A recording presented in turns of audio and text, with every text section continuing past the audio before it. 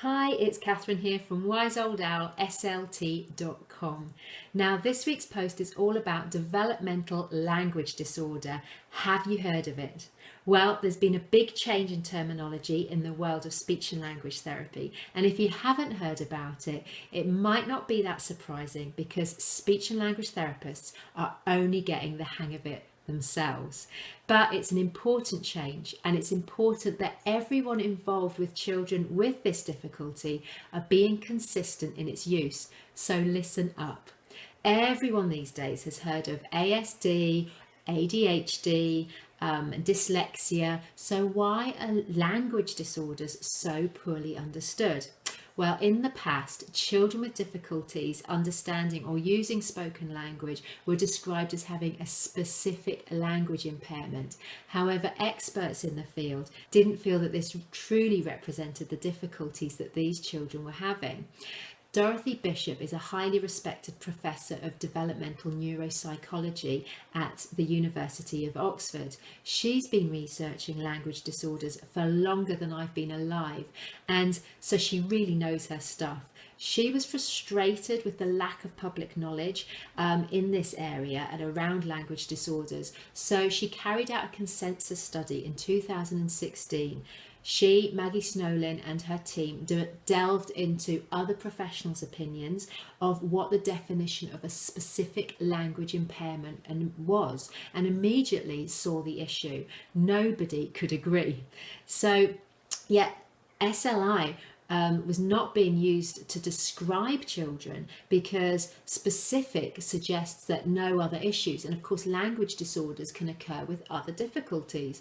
Also, the older definition of specific language impairment required children to have a significant discrepancy between verbal and non-verbal skills, and so some children missed out on vital support because they didn't meet the very limited criteria that goes with specific language impairment.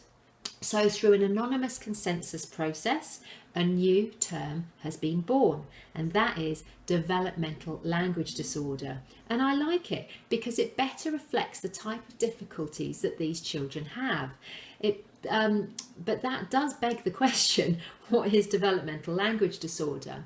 There's a really useful handout produced by ICANN, and I'll link to it in the notes, in the blog notes, the communication charity ICANN, and it's well worth printing it off and putting it in your speech and language therapy communication folder.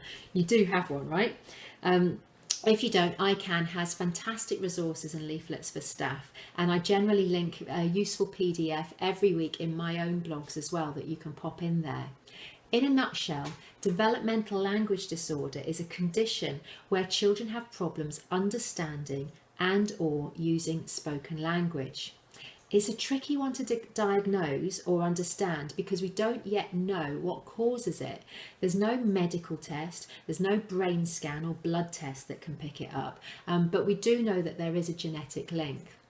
There'll probably be 1 or 2 children in every class that has developmental language disorder. So you'll probably come across it in the early years because children with DLD do present early on with communication difficulties. To receive a diagnosis, the reason I like the change in terminology is because the diagnosis of language disorder can still be given even if a child has other neurodevelopmental disorders such as dyspraxia, ADHD, auditory processing difficulties. It also shouldn't be excluded as a diagnosis if there are other risk factors such as neglect, poverty, or birth trauma. Previously, these environmental or biological risk factors might prevent a diagnosis of specific language impairment being used.